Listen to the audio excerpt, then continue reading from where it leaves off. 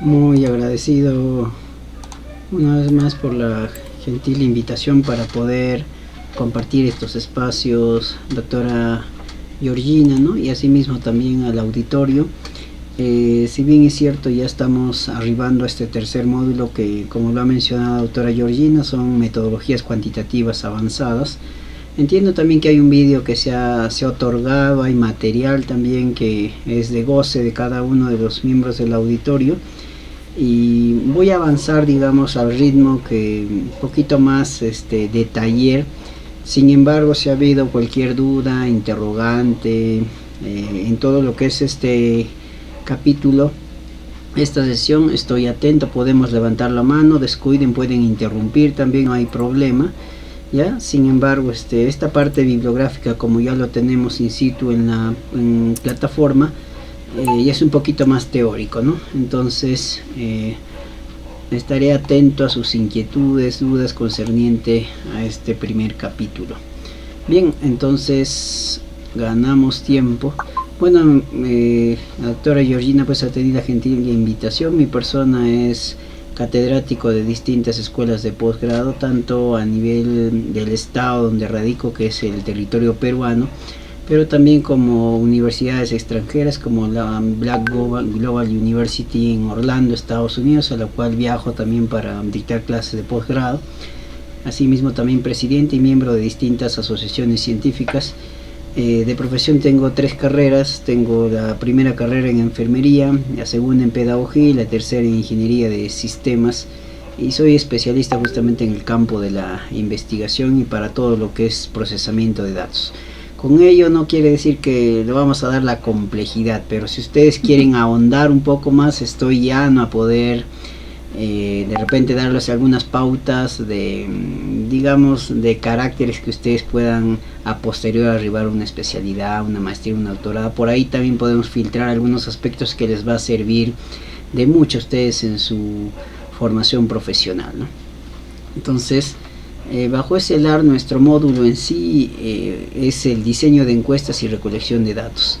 Entonces voy a dejar de compartir ello para irnos de frente a la parte operable. Vuelvo a mencionar, si en el video o en el material que se ha hecho llegar en la plataforma hay alguna inquietud, duda, están llanos a poder intervenir, por favor. A partir de ahora voy a desarrollar el taller como tal.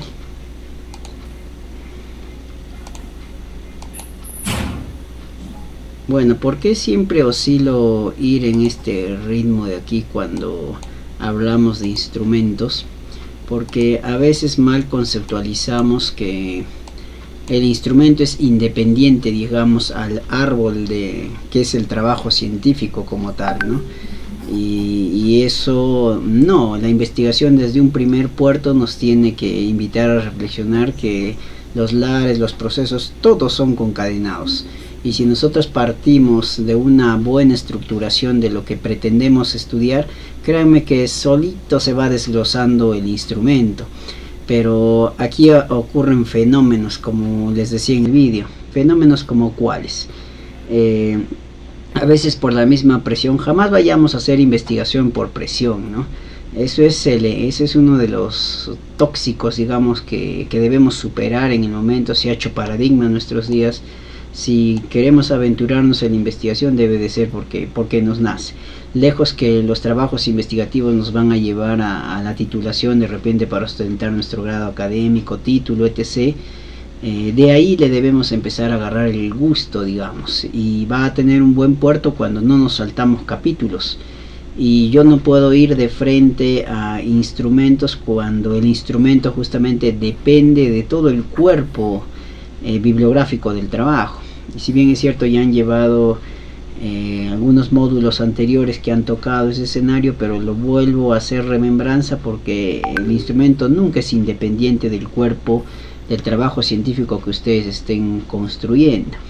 En ese sentido, es importante aquí destacar que si en primera instancia yo tengo claro lo que voy a medir, y es el caso pues de las variables que voy a estudiar, porque ahí está el problema, que me debe agradar, no me debe apasionar. Eso es un primer ritmo que hay que entenderle a la investigación. tampoco me agrada impartir de frente, por ejemplo, postulen un título, etc. Y nos salteamos ese espacio muy bonito que es la idea de investigación, ¿no? ¿Y de dónde viene la idea de investigación? De lo que ustedes observan en su cotidiano, inmersamente a la profesión que estén desempeñando. Por ahí ustedes jóvenes pues son más curiosos y están detectando ciertos vacíos en el estado del arte con necesidad de estudiar. Entonces, si ahí surge una primera intención bastante sólida, créanme pues que la investigación se hace un escenario bastante bonito, porque vas adentrándote de pasar a una idea a darle el tecnicismo científico esperado, ¿no? Y tu trabajo científico se va construyendo. ¿Por qué hablo de trabajo científico? Porque podemos hacer múltiples escenarios en investigación, no lo encapsulemos solamente en tesis, ¿no? Podemos hacer tesis, podemos escribir libros, podemos escribir ensayos y tantos otros manuscritos científicos, y no nos hospedemos en que solamente tiene un puerto. Entonces, esta primera maquetita que les compartí en el trabajo es para darle una estructuración por lo menos y tener una ideativa de lo que quiero estudiar.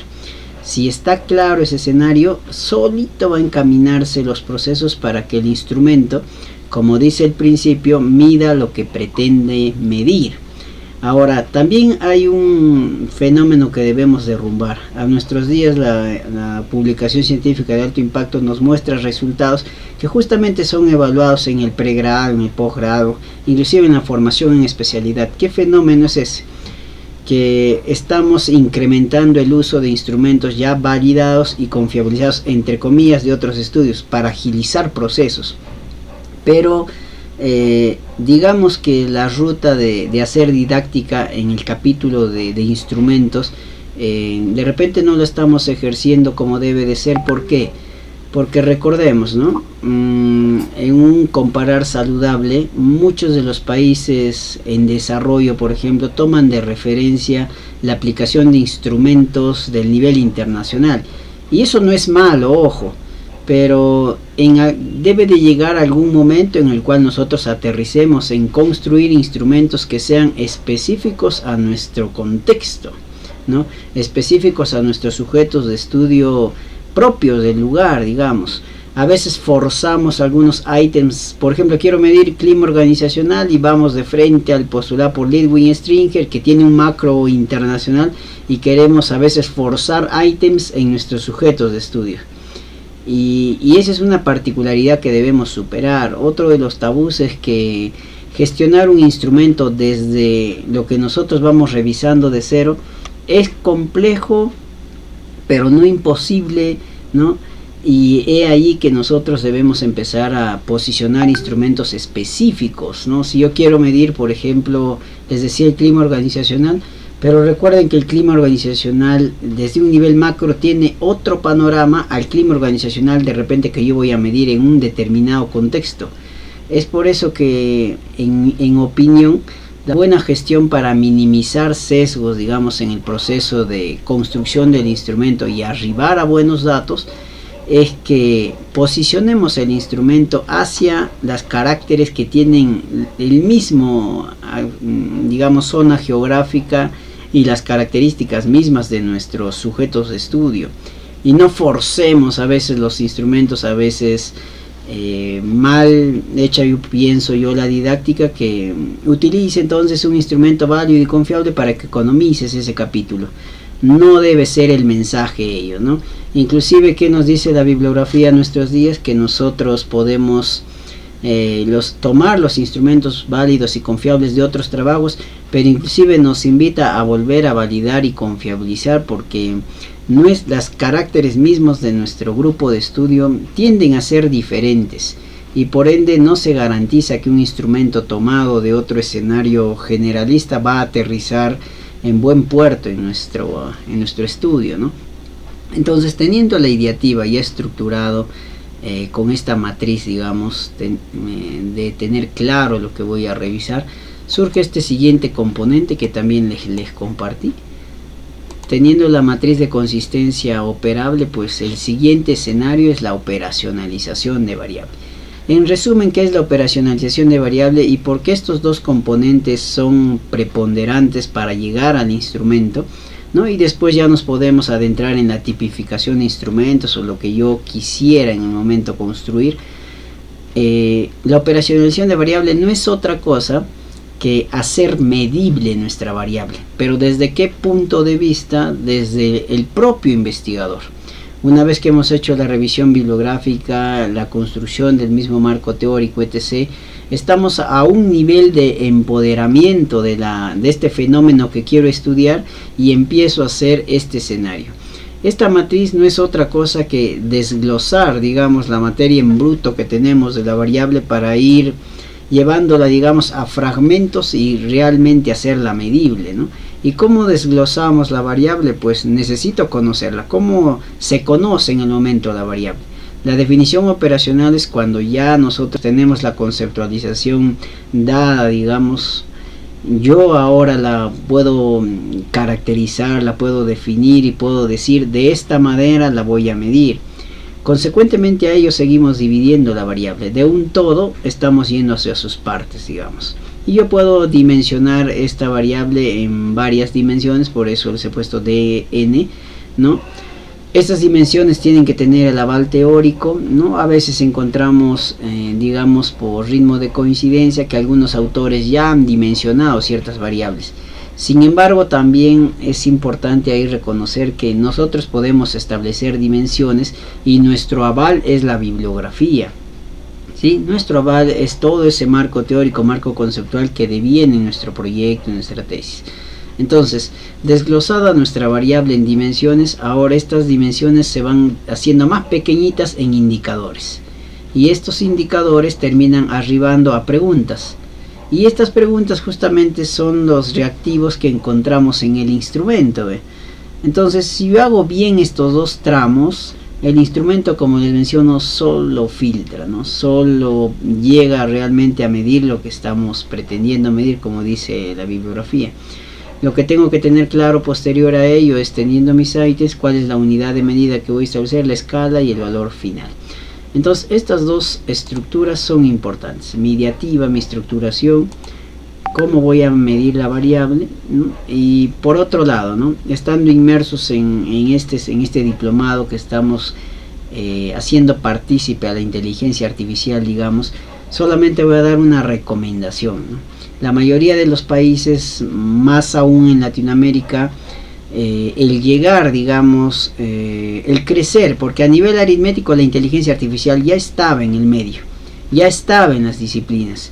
Contexto de pandemia hizo que las tecnologías emergentes, a la cual también es esta plataforma que ahora nos permite intercambiar experiencias, etc., no encapsulemos a la inteligencia artificial como si fuera el todo, ¿no? Como si yo hablara de tecnología emergente, resultado, inteligencia artificial, no. Créanme que dentro de lo que es tecnologías emergentes, inteligencia artificial es un punto, ¿no? Tecnologías emergentes es más grande. Y miren este punto cómo está avasallando a todas las disciplinas. Y si hace inmerso en nuestro diplomado en investigación, con mucha más razón. A nuestros días hay más de 50 apps que ayudan a gestionar los procesos de investigación. Pero ¿cuál es el riesgo, estimado auditorio? Justamente ayudan a gestionar, pero al final, como dice, el último tinterete que yo puedo escribir sobre mi trabajo es bajo nuestra apreciación, bajo nuestro intelecto. La inteligencia artificial no se hace presente en nuestro diplomado para que ustedes tiendan a hacer las consultas y cometemos ese error de que a veces se hace el cotidiano de copiar y pegar la información que nos pueda dar. Se ha estudiado tanto y se sigue estudiando a nuestros días la inteligencia artificial y su impacto, más aún en los grupos jóvenes, y los resultados de las investigaciones que nos muestran, ¿no? Solo ustedes son los hacedores de que se contraste la hipótesis o no. ¿Cuál es la hipótesis? De que está disminuyendo significativamente el coeficiente intelectual, ¿no? ¿Y eso por qué? Porque estamos dando las riendas, en este caso, de alguien más que pueda tomar nuestras decisiones. Y para eso no ha llegado la inteligencia artificial. Si bien es cierto, en el marco de nuestro diplomado y toda formación, siempre te van a dar los ritmos de lo que puedas o no utilizar.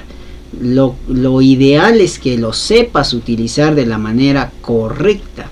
Y todo este paquete de inteligencia artificial, que en su momento lo vamos a ver en otra sesión, en un sentir reflexivo, es que no tenemos escenarios regulatorios muy robustos, digamos, que frenen qué tanto le estamos utilizando. Tendríamos que invertir en esas apps que sirven de antagonista y hacen un filtro bastante minucioso a los trabajos para poder entender cuánta de inteligencia artificial tiene, por ejemplo, una tesis en el pregrado. O sea, esa capacidad de apps no tenemos todavía en la mayoría de países en Latinoamérica. Solamente tenemos índices de proyección que hacen mediante código binario una comparación de textos y qué tanto tu redacción, digamos, es exquisita, ¿no? Y recuerden que el que termina redactando es la máquina, y la máquina tiene un mar, pues, de conocimiento. Entonces no es que no podamos redactar a ese nivel, pero también estaremos en la humildad del caso de que todo es progresivo. Todo es progresivo. Y por compartirles un dato entre paréntesis, es muchos ensayos, por ejemplo, en un concurso que hubo justamente para ensayos, se presentaron expertos, ¿no? Miren, y los expertos en redactar ensayos, porque leen, escriben, se queman las pestañas, tuvieron falencias, mientras que grupos jóvenes estuvieron perfectos sus ensayos. Entonces, ¿a qué reflexión nos lleva ello, no? ¿Quién está trabajando, quién está dando el producto final, digamos, pues valga la redundancia, al final? ¿Nosotros o la inteligencia artificial? Entonces, aquí, en cumplimiento, para que ustedes sean conocedores, está este material, ¿no? Ahora, doctor, ahí por ejemplo tenemos un prompt inteligente que nos ayuda a gestionar la operacionalización de variables. Sería incongruente hablar de instrumentos, etc., sin hablar de estos dos escenarios primigenios. Y jamás estos dos tramos se pueden divorciar de anticiparse, digamos, al instrumento, ¿no? He ahí que a veces nos mecanizamos y en primer orden buscamos nuestros instrumentos, y ya adjuntando nuestros instrumentos en nuestros trabajos, tesis, etc., cuando hacen la revisión nos damos cuenta, pues, que para nada se justifica en el cuerpo teórico la utilización de A, B, C, D instrumentos. Entonces ahí, una vez más, que todo hay que entender que es concadenado, ¿no? Y cada capítulo de los manuscritos científicos te llevan a operar los siguientes. Entonces, a efectos de hacer la consulta, digamos, y sirva de orientador la inteligencia artificial, ¿qué necesito saber para esta sesión que tenemos como meta? Es que también es importante capacitarnos en gestionar buenos prompts, justamente lo que dice aquí, ¿no? ¿Y qué es un prompt? Yo no puedo, inclusive ahí buscamos facilismo, ¿no? Miren, les voy a poner un ejemplo. Es como que yo le digo a la inteligencia artificial, vámonos al más básico a nuestros días, el ChatGPT, por ejemplo. Yo le puedo decir, créame una operacionalización de variables sobre este tema. A diferencia de yo darle toda la estructuración que corresponde a este prompt. Pero cuando a veces se interroga a los jóvenes, etc., están en ese marco de ser impulsivos, inclusive con el abanico de posibilidades que puede dar la inteligencia artificial si la utilizamos bien. Y la mayoría de apps de inteligencia artificial funcionan mejor, se hace exponencial su operatividad cuando esto está bien estructurado. Y justamente en las diapositivas o en la sesión de clase tienen ahí los caracteres que yo debo alimentar en el prompt, desde el rol, el objetivo, el propósito que tiene, entre otros escenarios que son característicos de un prompt legítimamente operable, y que al final te va a devenir, pues, una mejor estructuración, digamos, de una propuesta de operacionalización de variables, de una matriz de consistencia. Pero ojo, eso es un escenario de consulta. El pincel lo debe dar nuestro intelecto, ¿sí? El pincel lo debe dar nuestro intelecto. Entonces, pasando estos escenarios, justamente aquí les he compartido una estructura básica ya de cuestionario, adentrándonos ya en nuestra sesión, ¿no? Si bien es cierto, no es algo absoluto y versa también de institución a institución, pero lo mínimamente presente debe estar ¿Qué pretende en este caso? Hablándose de un cuestionario, ¿no? El título de un cuestionario, la introducción, el objetivo que pretende, las instrucciones hacia quién vamos a entrevistar, datos generales y datos específicos. En estos dos es importante diferenciar, digamos, un punto crítico. Los datos generales, conocidos también como variables intervinientes, no se olviden, todavía no hacen medible a la variable en estudio, no se olviden ello, ¿no? Y por otro lado, los datos específicos, que esto es un modelo, ojo, se puede estructurar de 1000 maneras y también están los ejemplos en la sesión de clase, ¿no? Básicamente, ¿qué debo encontrar? ¿No? Debo encontrar los ítems, una cantidad. Escuchaba en el chat de clase que preguntaban, ¿no? ¿Cuánto es, doctor, la cantidad mínima esperada de ítems para minimizar sesgos, digamos? No hay autor, digamos, que a ciencia cierta haya delimitado una cantidad de preguntas para medir X, Y, Z variable, ¿no? Lo que sí ha habido estimaciones estadísticas. ¿Y cuáles son esas estimaciones estadísticas? Por ejemplo, desde el puerto podemos rescatar aquí a varios célebres estadistas que nos hablan de más o menos 24 ítems, ¿no? Para que por lo menos hay un margen de evaluación de confiabilidad dentro del código binario también que manejan los software, ¿no? Sin embargo, no es algo establecido. Hay instrumentos que son bastante puntuales con 10, 8 ítems, y eso no les hace de menos valía.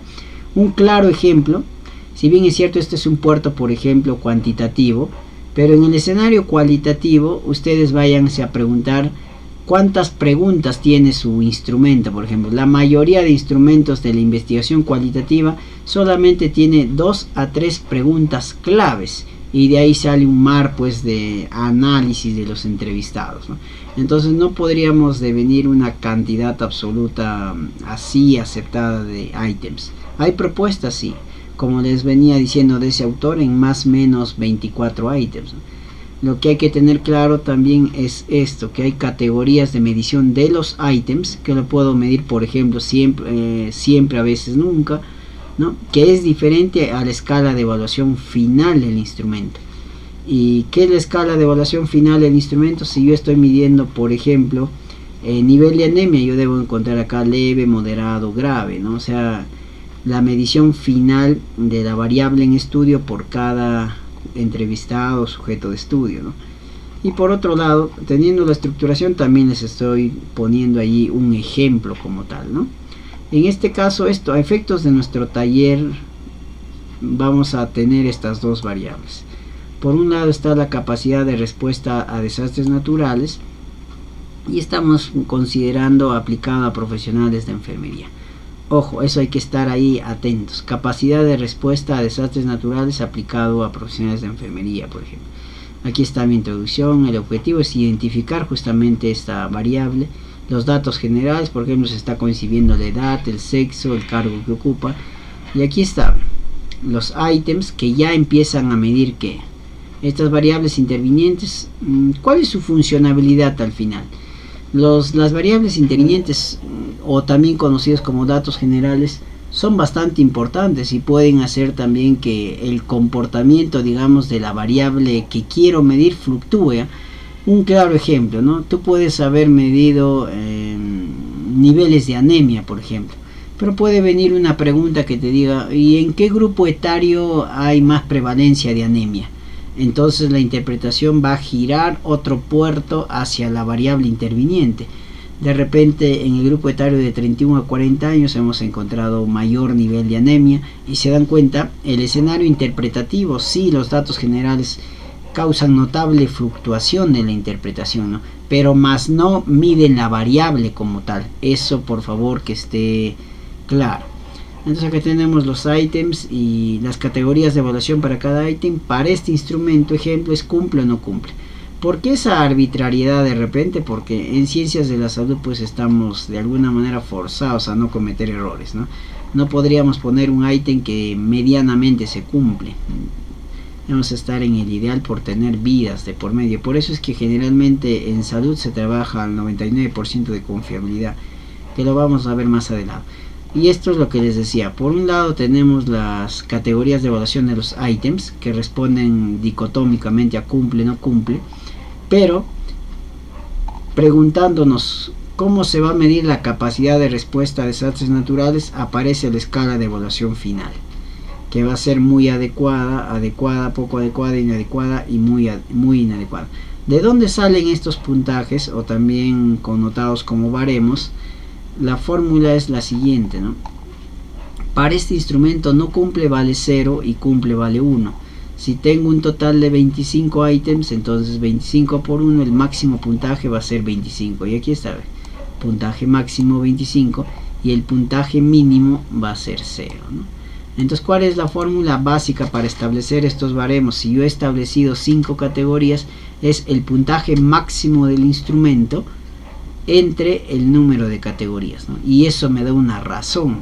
Entonces, si yo tengo 25 entre 5, sale a 5. Entonces, la razón está yendo de 0 a 5, de 6 a 10, de 11 a 15, de 16 a 20, de 21 a 25. De esta manera, la ciencia ha hecho que las variables cualitativas, porque capacidad de respuesta es cualitativa, ojo, pero la hemos hecho medible. Los grandes estudiosos lo han hecho medible a las variables cualitativas, estableciendo baremos, ¿no? Y aquí rápidamente hemos hecho un reconocimiento de cómo yo marco, doctor, muy adecuada, cómo marco adecuada, etc. Justamente con estas puntuaciones, estableciendo un rango. Repito, ¿cómo establezco el rango? Puntaje máximo del instrumento entre número de categorías que yo he establecido. 25 entre 5 a 5, ¿no? Por eso el rango está yendo de 5 en 5. Y ahí me permite tener un diagnóstico por cada entrevistado. Esto es importante para lo que vamos a ver más adelante. Y para darle un poquito de complejidad, digamos, y no nos quedemos en escenarios descriptivos de una variable, le he postulado para que ustedes puedan reconocer desde trabajos correlacionales, ¿no? Esta es una segunda variable, que es la medición a prevención de desastres naturales. Está muy ligado a los dos escenarios, ¿eh? Es un trabajo correlacional. ¿En qué consiste? ¿Cuál sería el cuadro hipotético? El cuadro hipotético sería que a mayor capacidad de respuesta a desastres naturales, mejor también debe ser las medidas de prevención a desastres naturales aplicadas en profesionales de enfermería. O sea, ese cuadro hipotético está para que me entiendan por qué hay dos instrumentos, porque lo que pretendo con el ejemplo es que ustedes, como en acápites posteriores está el proceso de interpretar estas tablas cruzadas, etc., y por otro lado también los índices de correlación. Entonces tenemos ya dos variables y vamos a ir procesándolas eso en el software. No es el único, ojo, a la fecha podemos trabajarlo con el SPS. El más básico es el Excel, ¿no? Posterior a ello el SPS también podemos trabajarlo con Stata, Nova, ¿no? Minitab, entre otros software que nos permiten gestionar datos estadísticos. De igual manera está estructurado, solamente que las medidas de prevención como un todo, ¿cómo se miden? Como muy altas, altas, regulares, bajas y muy bajas. También se han establecido los baremos. Entonces, conclusión hasta aquí. Para nosotros arribar en este caso a la construcción del cuestionario, volvemos a mencionar, estructurar bien cada una de las etapas bibliográficas del trabajo. De ahí se deviene el sustento para que este instrumento exista. Entonces, supuestos mínimos, pero no es absoluto, ojo, de sugerencia que debe cumplir el instrumento: introducción, objetivo, instrucciones, datos generales y datos específicos que hacen medible ya las variables. Entonces, teniendo estos, es hasta aquí la estructuración de los instrumentos. ¿Cuál es el siguiente paso, doctor?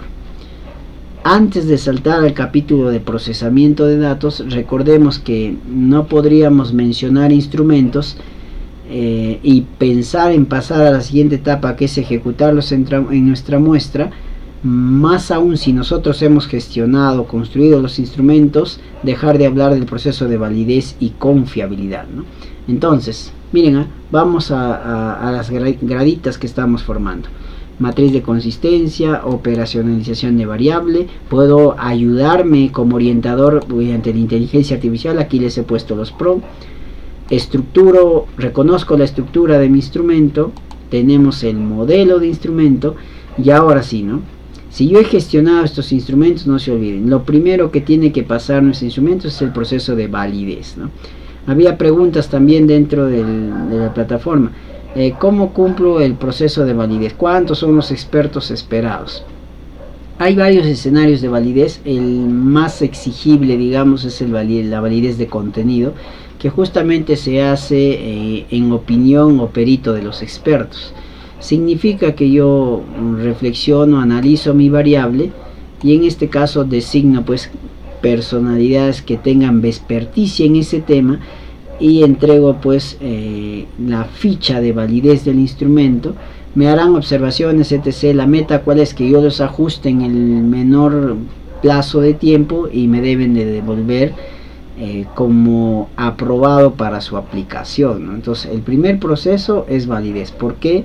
Por juicio de expertos en este caso, ¿ya? Por juicio de expertos. Ahora, de esta, y aquí también les he puesto por eso una de las fichas más utilizadas, ¿no? Entonces, doctor, yo he formulado mi instrumento, la siguiente etapa es validar tu instrumento. Y esta es la ficha que le otorgas al experto.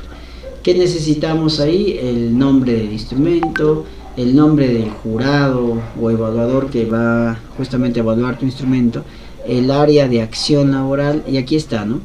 10 dimensiones que hay coincidencia de varios autores a nivel internacional para validar un instrumento. ¿Qué validamos? La claridad, objetividad, pertinencia, organización, suficiencia, adecuación, consistencia, coherencia, metodología y significatividad. Recuerden que si hemos gestionado, no nos sintamos mal, ¿no? Estamos en ese proceso y este instrumento también, de repente no con tu trabajo, pero va a seguir siendo perfectible cuando lo vayan utilizando otros investigadores. Por eso es que el jurado es libre de ver qué tanto le convence o no, ¿no? Y nos va a ir catalogando con un aspa qué calificativo le da a cada una de estas dimensiones. Después de un promedio aritmético nos dictaminará, ¿no?, si procede su aplicación o no procede su aplicación. Toda validez tiene necesidad de contar con todos estos datos mínimos para constatar que el proceso de validez se ha desarrollado dentro de los supuestos éticos. ¿Por qué se habla de supuestos éticos a nuestros días? Porque lamentablemente también ha habido mal manejo de estas fichas y se han falsificado estos escenarios.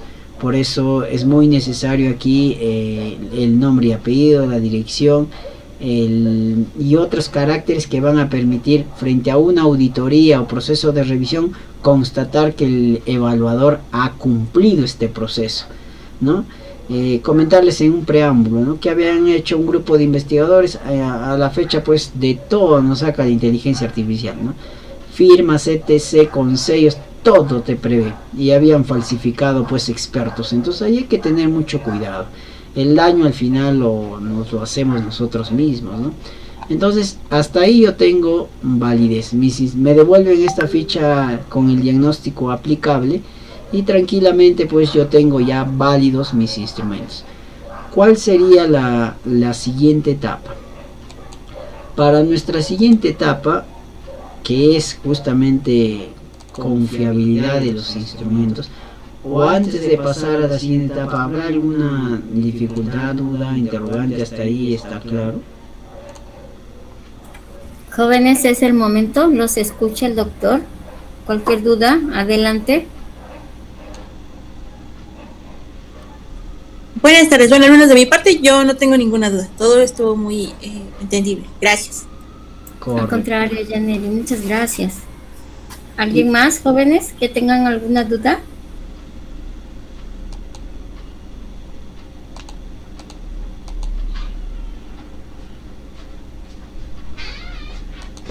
Bien, entonces, de todas maneras estoy atento. Vamos a pasar al siguiente capítulo. El siguiente capítulo, de manera más minuciosa y como Coquito está en la plataforma, tienen todos los materiales. También les he anexado libros muy importantes, desde los que son de mi autoría y de colegas también, que nos ayuda también la parte de autoinstructiva, ¿no? No todos aprendemos pues al mismo ritmo. Tómense los espacios, todo, y son buenas bibliografías que les va a dar una buena base si es que estamos iniciando de repente, o todos necesitamos fortalecer en el momento nuestros saberes. Ahí están los manuscritos para que ustedes lo puedan revisar.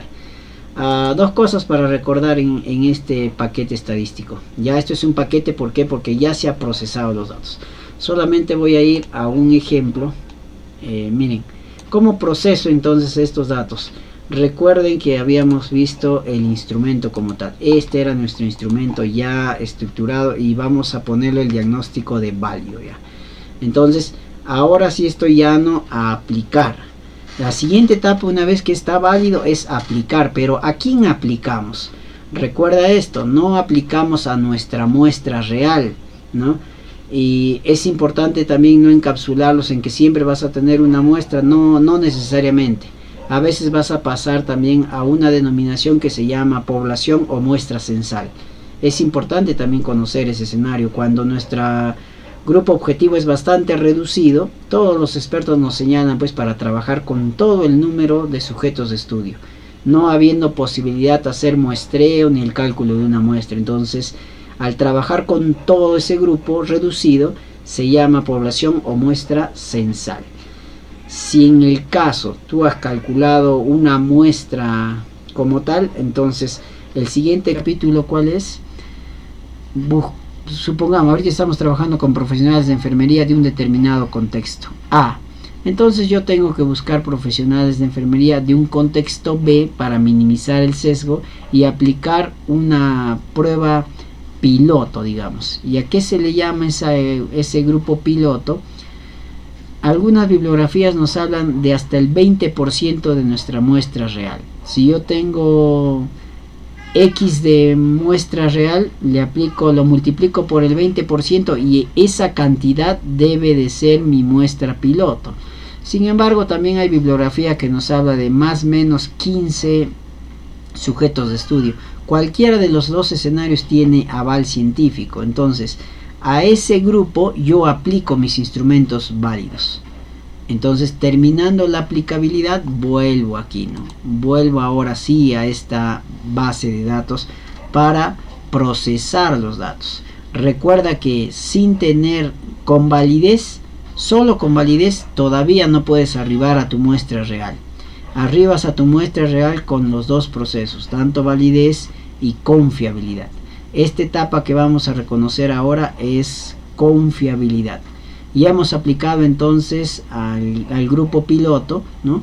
O a más o menos 15 sujetos de estudios en un contexto diferente, similar al que estamos teniendo en medición. Aplicamos los instrumentos. Entonces ahora sistematizamos esos datos. Esto es el software en el cual sistematizamos los datos. Es uno de los más utilizados, de fácil manejo también, que es el SPS, que ya está en su versión 30, ¿no? Entonces, si nos damos cuenta aquí en la estructuración de nuestro instrumento, aparecen datos generales. Lo que debo recordar para este software que el software trabaja en base a codificar toda la información. Entonces, ya dejo estos textos para empezar a reconocerlos como códigos. Entonces, si trabaja en base a códigos numéricos, entonces, por ejemplo, edad va a ser la primera variable, digamos, pero recuerden que ya hemos visto que es una variable interviniente y sus tres posibilidades de respuestas van a ser 1 de 25 a 30, 2 de 31 y 40 y de 41 años a más. Entonces, para el software ya no existe de 31 años a 40, sino de 31 a 40 años, sino existe el código 2 y el software ya lo entiende que es de 31 a 40 años. Si yo, a ver, les pongo un ejemplo si estamos atentos. Si yo quisiera aplicar este instrumento y yo tengo, por ejemplo, no tengo 39 años, ¿qué código me correspondería? ¿Con qué código me registra el software?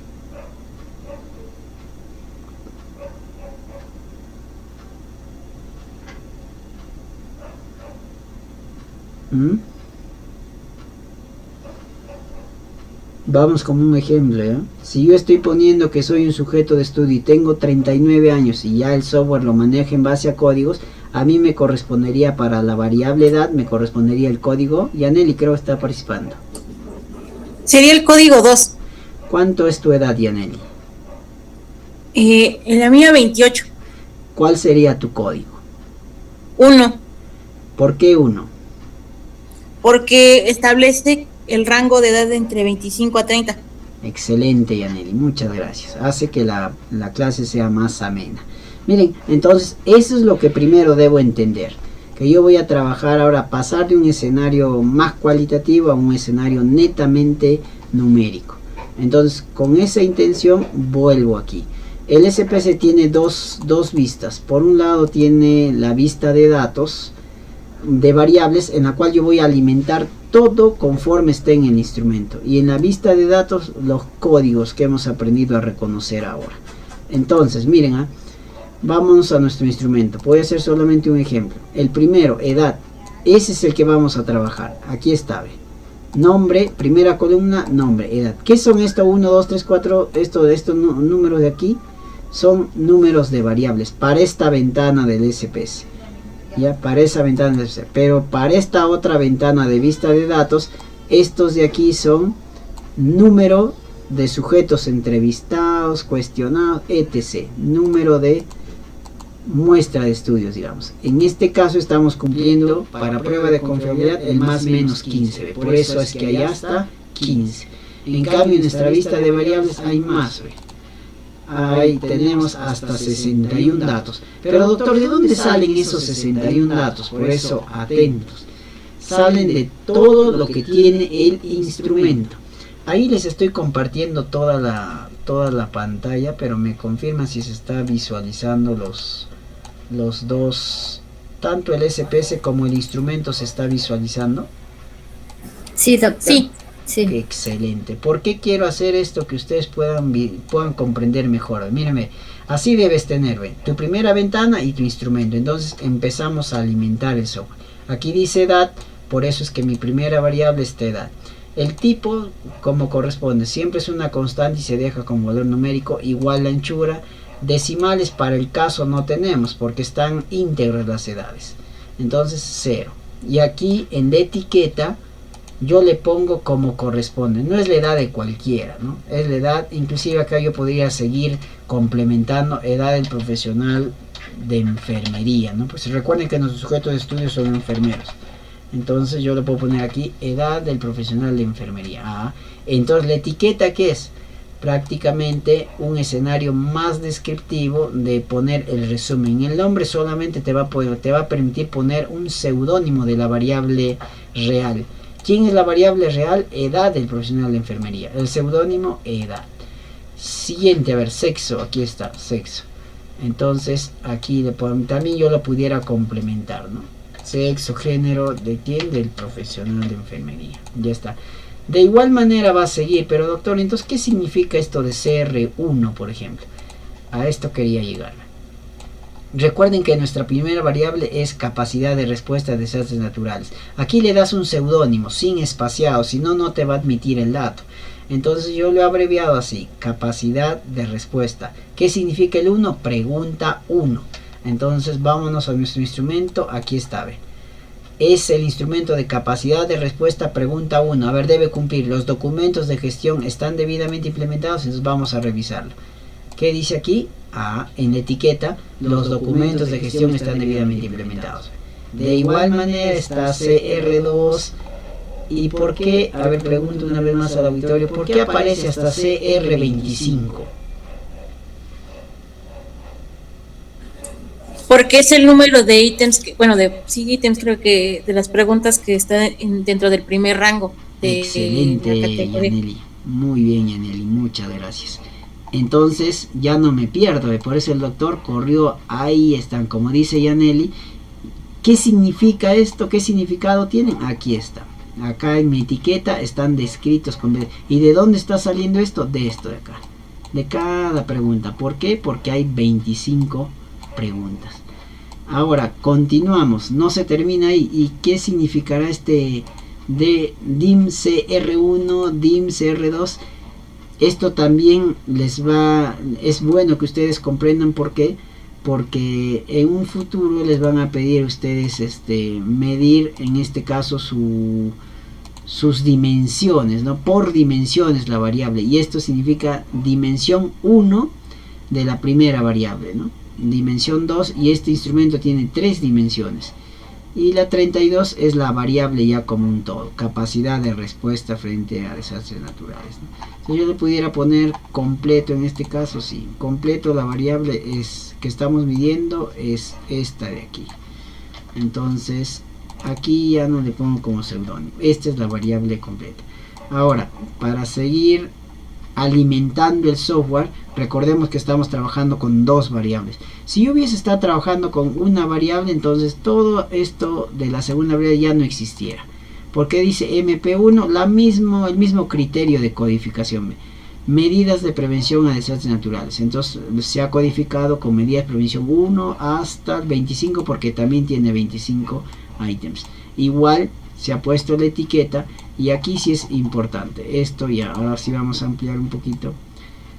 Esto de aquí es importantísimo, son los valores que yo establezco. Recordemos que para la variable edad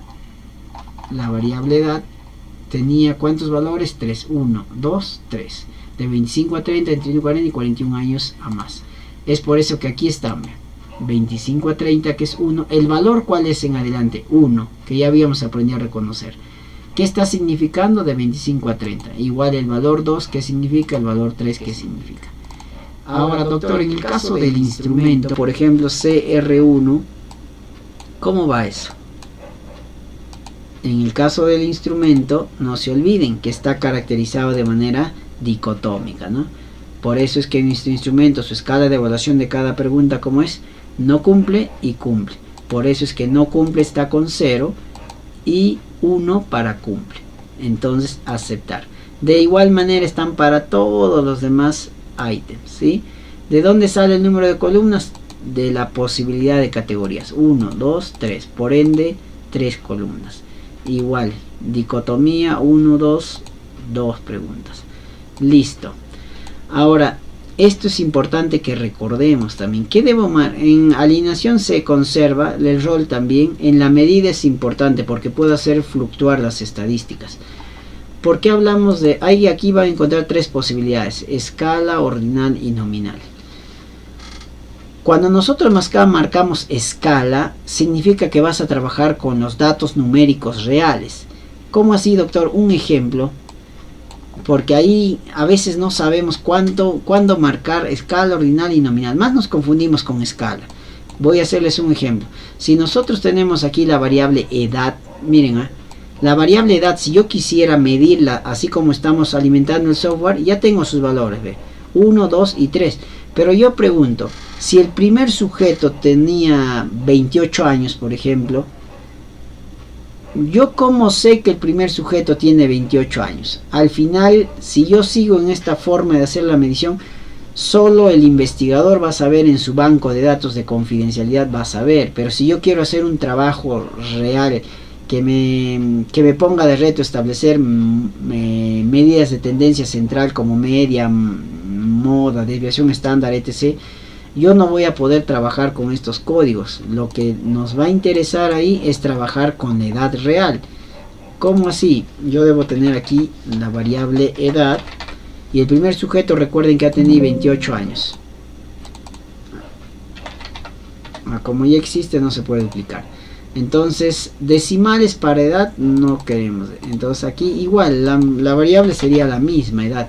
Pero miren, en valores yo ya no establezco. Yo ya no establezco valores. ¿Por qué? Porque voy a trabajar con la edad real. Y es ahí cuando yo selecciono escala. Cuando quiero trabajar con la edad real. Algo que aquí no me va a permitir medir. ¿Por qué? Porque si esta persona, el primer sujeto, tiene 28 años, está con código 1. Pero ¿cómo sé yo si tiene 25, tiene 26, tiene 28 que realmente tiene? No puedo establecerlo. Hay estudios que necesariamente vas a tener que trabajar con escala, con el dato real. Y si nos damos cuenta en la vista de datos donde ya he codificado, va a aparecer una nueva variable, edad. Pero yo ya no la voy a codificar en 1, 2 y 3, no. Ahí pondré realmente la edad. Vamos a poner el ejemplo 28, por ejemplo, tiene 32, 53, 78, que es diferente a ponerle categorías de evaluación. Esto quiero que esté claro, porque a veces o no seleccionamos o seleccionamos mal, digamos, el tipo de variable que estamos trabajando. Ahora vamos a ver el otro. Listo, esto para hacer un cálculo a posteriori, con eso vamos a terminar. Miren, y aquí aparece las otras. Cuando es ordinal, no se olviden, son aquellas variables que cuando yo las menciono implican clasificación, pero también orden, ¿ya? Implican clasificación como también orden. Ejemplo, niveles de anemia, ¿no? Puedo hablar leve, moderado, grave, pero tiene ya una escala para poder decir cuál es cuál, ¿no? En cambio, una nominal la menciona, pero no implica orden necesariamente. Por ejemplo, el sexo, ¿no? Puede ser femenino, masculino, masculino, femenino, etc. No hay un orden de por medio. Entonces no hay, digamos, jerarquía de por medio. Es libre la posición que tiene la variable, ¿no? Entonces, una vez que se ha alimentado, se ha terminado ya tipificando la medida de la variable, ahora sí estoy listo para alimentar datos. Esto inicialmente va a aparecer así. Cuando tú ya has cargado en el software, te va a aparecer así, vacío, pero ya está esperando que tú registres los datos de todos los entrevistados que has medido. O sea, y el llenado de cada uno de estos. Recuerda que este 1 es el primer sujeto de estudio, el segundo, el tercero, el cuarto, hasta n sujetos. Así va a estar vacío esta ventana.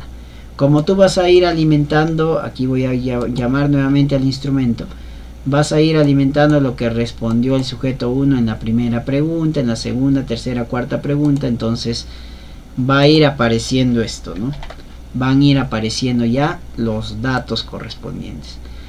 Ahora, aquí una situación, ¿no? Miren, aquí les quería demostrar por qué es importante tener claro esta diferenciación cuando yo ya quiero pasar este nivel de llegar a confiabilidad. Pero antes de, vamos a ver rápidamente nomás las medidas de tendencia central y de dispersión. Las medidas de tendencia central, como se advierte ya en la sesión de clases, son aquellas medidas que van a tener un dígito, digamos, homogéneo, del cual vamos a entender si los demás datos se van alejando o están más próximos.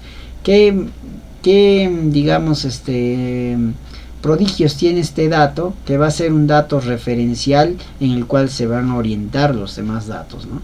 Eso buscan las medidas de tendencia central y de dispersión, que ahora vamos a ver el cálculo rápido que hace el software, porque a nuestros días se ha sistematizado todo ello, ¿no? Ahora, aquí la importancia de por qué diferenciar esto de escala, de nominal y ordinal. Miren, si yo pongo, vamos ya con los procesamientos, analizar descriptivos, por ejemplo, la variable edata, así como está. Recuerden que esta es nuestra variable ordinal, la que hemos clasificado como ordinal y hemos codificado.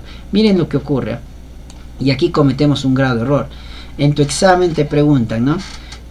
¿Cuál es la media de la variable edad? ¿No? ¿Cuál es la media de la variable data? Entonces yo pongo aquí opciones y aquí está, la media, ¿no? Aquí están los indicadores ya de las medidas de dispersión. ¿Sí me confirman si se está observando?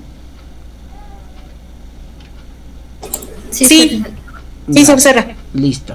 Entonces miren, yo voy a calcular la media. Ahorita centrémonos en la media, que es el promedio aritmético prácticamente, ¿no? Entonces está la media. Yo pongo continuar y pongo aceptar. ¿De qué variable estamos calculando? De la variable edad. Miren, pongo aceptar y aquí justamente sale esta ventana. Edad. Dice la media es 1.6. Miren, aquí está media 1.6. Y marcamos todavía eso en la respuesta de nuestro examen, pero es ilógico que para la edad, más aún si nos vamos a nuestro instrumento que nos habla de 25 a 30 años, y la pregunta es ¿por qué salió la edad de un año? ¿Por qué la media es 1,6 años? ¿Es correcto esa interpretación o qué está pasando? Hemos manejado anteriormente, hemos revisado este error que cometemos en la interpretación de lo que procesamos. ¿Lo hemos manejado? ¿No lo hemos manejado? Hemos revisado ello, porque ponemos como respuesta, ¿no? El software ya calculó y lo ha calculado bien. Para estas 15 personas que se han entrevistado, esto es la media en cuanto a edad. Pero doctor, si el instrumento nos dice que la edad mínima de participantes es de 25 años, ¿de dónde salió esta edad media de 1.6? ¿O por qué sale 1.6? Eso es un grave error que cometemos cuando este tramito de aquí lo clasificamos mal, la variable este de aquí, cuando seleccionamos mal escala, ordinal, nominal. ¿Saben qué está ocurriendo aquí? Recuerden que en nuestra variable regular que nosotros hemos procesado hemos hecho lo siguiente, ¿no? Si nosotros nos vamos a nuestra primera variable edad, mírenme, recuerda que has establecido valores, y los valores de cuánto en cuánto va como 1, 2 y 3. Eso existe para el software. No existe la edad real para el software. Por ende, ¿de qué te está calculando la media en el momento? Te está calculando la media de los valores que has tú postulado al software. Puede ser que algunas personas han tenido, por ejemplo, de los 15, 8 se ubicaban en el valor 1. Pero van a seguir siendo 8 valores de 1. 1, 1, 1, 1, 1, hasta 8 valores de 1. O sea, lo que está procesando el software son los códigos que has establecido. Por eso ahí hay que tener mucho cuidado, porque ahí se cometen los errores de interpretación también. Si a ti te piden calcular la media de la variable edad, lo que te está preguntando no es esta forma de agrupar tu variable, no de esta forma. Aquí es X. Lo que te está preguntando es con los datos reales, y para poder calcular realmente la edad necesitas esto de aquí. Necesitas medir con los datos reales. A ver, vamos a demostrar. Analizar descriptivos. Sacamos esta variable ordinal y ponemos nuestra variable escala. Media, continuar y aceptar. Ahora sí. A ver, me dicen cuánto es la edad promedio de mayor significancia en este grupo de 15. A ver si estamos comprendiendo. ¿Cuál es la edad promedio de estas 15 personas? Con este segundo dato que hemos calculado en comparación del primero.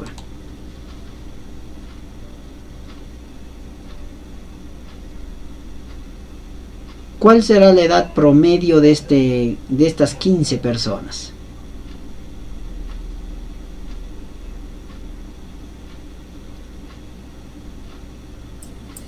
No se ve muy bien, pero creo que es como 25.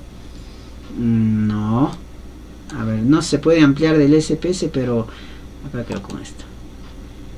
Aquí está, mírenme. Este es el dato que estamos en el momento analizando, la media.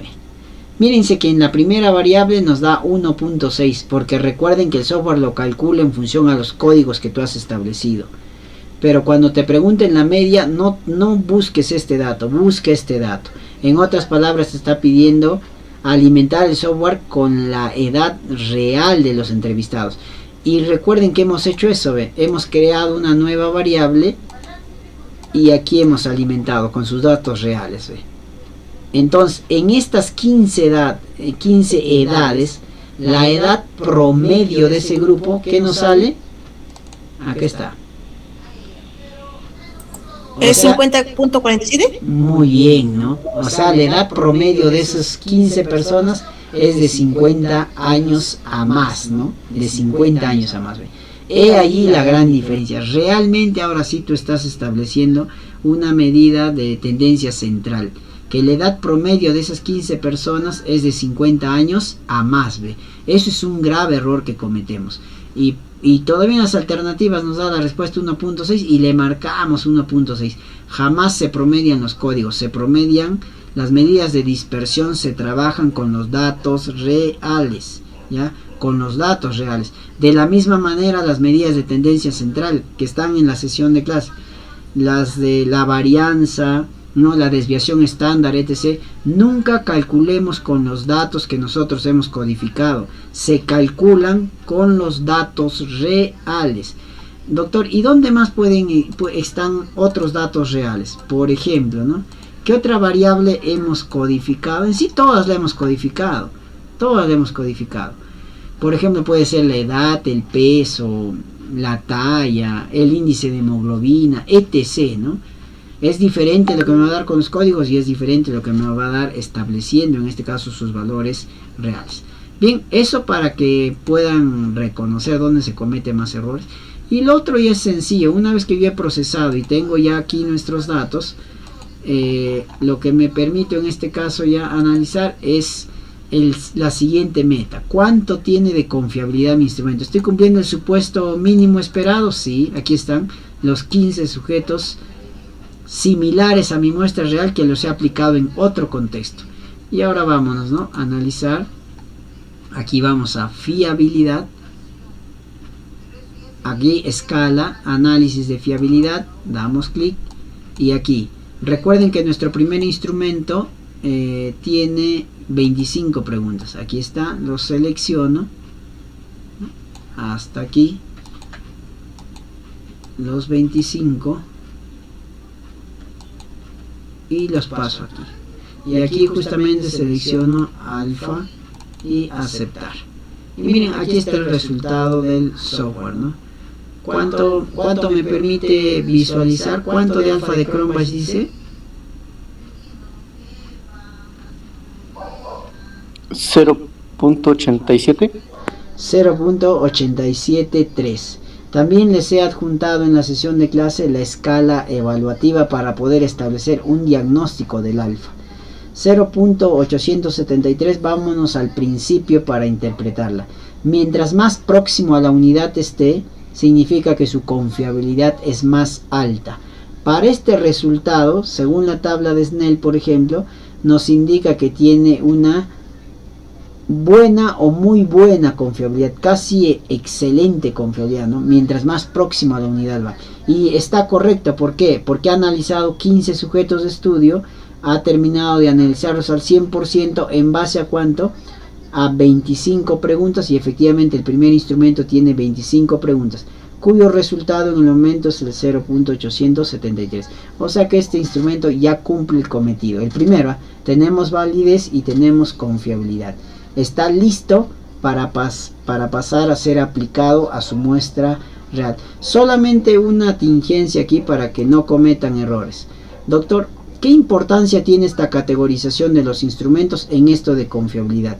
Si tú pones también en tu examen de admisión, en tu examen de investigación, este resultado le pones alfa de Cronbach 0.83, también va a estar mal. ¿Por qué? No es que esté mal el cálculo, solamente que esta versión 30 ya del SPS lo tipifica como alfa de Cronbach, pero es un error, ¿no? Porque realmente cuando el instrumento es dicotómico, aquí ven, posibilidad de respuesta de los ítems 1, 2, 2, viene de bi, por lo tanto dicotómico. Si hubiera más posibilidades, ya es un instrumento policotómico. Pero, ¿qué pasa con la dicotomía? En la dicotomía no se calcula el alfa de Cronbach.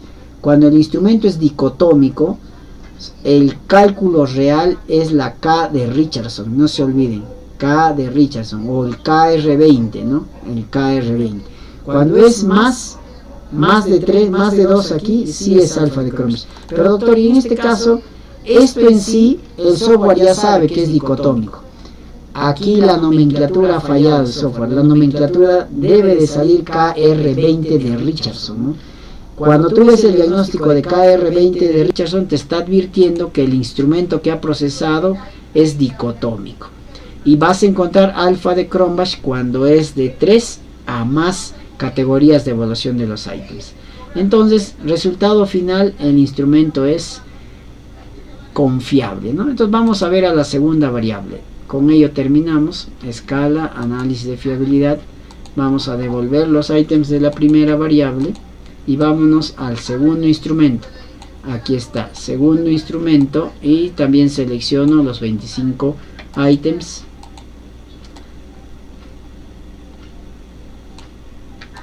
Y pasamos aquí y aceptamos. Miren, inclusive este segundo instrumento de medidas de prevención, su alfa de cuánto es 0.9, más próximo todavía a la unidad, ¿no? Que todavía se hospeda en muy buena confiabilidad, cerca de llegar a la excelencia también, y cumple también los otros supuestos. Entonces, ambos instrumentos que inicialmente los teníamos aquí postulados, al momento, teniendo el juicio de expertos aprobado y teniendo este paquete estadístico aprobado como es 873 y el 0.900, ya tendríamos prácticamente unos instrumentos válidos y confiables para pasar a aplicarlos a nuestra muestra real. Hasta ahí cierra lo primero que debemos reconocer en nuestra sesión número 1. Desde arribar a la construcción de nuestro instrumento bien estructurado, por eso les he pasado todas las rutas, y otros tipos tenemos, están descritas también en las vistas, hasta terminar este primer escenario que es validez y confiabilidad. Busca nuestras competencias, nuestra primera sesión. No sé si hasta ahí habría alguna consulta, duda.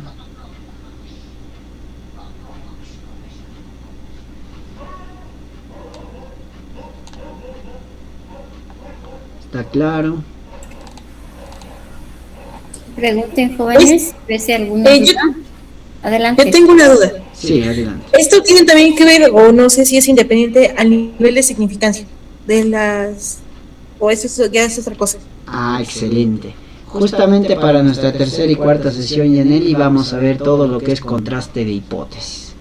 El nivel de significancia tiene que ver con hipótesis, que es totalmente diferenciado de este capítulo de confiabilidad del instrumento, ¿no? El nivel de significancia va para el capítulo de hipótesis, que lo vamos a ver minuciosamente ese escenario. Son dos paquetes diferentes. Gracias. Una duda más. En las versiones de Stata, ¿sí cambia mucho al momento de correr ya el modelo o es indiferente? ¿O cuál es la mejor versión para poder trabajar? Excelente pregunta, Yaneli. Realmente, si nosotros hiciéramos un comparar, hablando del SPS por ejemplo, o inclusive del Stata, si nosotros nos vamos desde la versión 1, no hay marco diferencial. Las estadísticas siempre van a ser las estadísticas, los cálculos van a ser los cálculos. Lo que sí se precisa es las formas de mayor coloración. Inclusive cuando lleguemos al capítulo de gráficos, vamos a ver que hay más acabado en los gráficos, pero en su momento les tengo un paquete bastante bonito para ver estructuración de gráficos. O sea, las formas se van enriqueciendo más. Posterior a ello, los cálculos son cálculos, no hay variación, solamente algunos complementos para agregar algunos algoritmos más que se van actualizando en estadística. Más diferenciación no hay, Yaneli. La misma confiabilidad que calculas en un SPS versión 30 te va a dar en la versión 1, por ejemplo. Gracias. Correcto.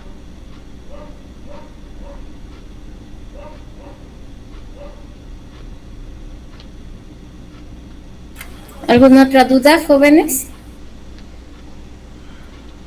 Pregunta, observación, duda, adelante.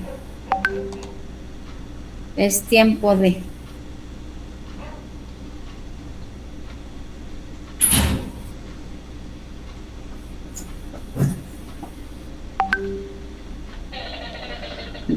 De todas maneras, doctora Georgina, en la plataforma también están los chats correspondientes, ¿no? Ahí también es válido estar respondiendo, etc. Frente al marco, entiendo que algunos también estarán asimilando todo ese escenario, a algunos les sirve de reforzamiento, etc. Pero estamos atentos, doctora, de repente en el tramo van a revisar con mayor detenimiento y vamos, no es que la siguiente sesión ya no podemos revisar de esto, no. Si en los primeros minutos podemos disipar algunas dudas que en este tiempo, que ahora los que lo están vivenciando de manera directa, lo reflexiono, lo analizo, voy a dar un primer espacio de consulta a las sesiones anteriores conforme vayamos avanzando. Claro que sí, pueden ustedes escribir ahí en el Classroom y con gusto el doctor tendrá bien contestarles. Bien, doctora, si no hay interrogantes, hasta ahí estaríamos terminando esta primera sesión. Bueno, de antemano muchísimas gracias. Nos seguimos comunicando por nuestros medios alternativos. De antemano los jóvenes estarán atentos para resolver los ejercicios que vos dejo en la plataforma. Muchísimas gracias por estar y de verdad los invito a seguir avanzando. Si hay tareas pendientes, hay que resolverlas si hay dudas, hay que escribirles también a los doctores, que ellos con todo el gusto contestan.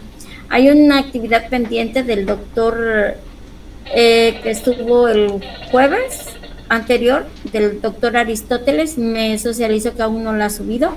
No sé, ahorita le pregunto si ya la subió para que no se vayan a mí retrasando.